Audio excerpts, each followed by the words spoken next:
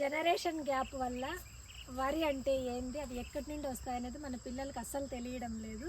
So ఒకసారి అందరికీ వరిని పరిచయం చేద్దామనే ఉద్దేశంతో ఒక చిన్న వీడియోలో ఈ పాయింట్స్ పెడుతున్నాను. చూడండి, మనిషి కంటే ఎక్కువ హైట్ ఉంది ఇప్పటికి. ఇంకా అది కనీసం దాదాపు ఒక 2 months పంట అంట ఇది. ఇప్పటికి ఇంకొక 1.5 months పడుతుంది ఈ పంట కంప్లీట్గా చేతికి రావడానికి.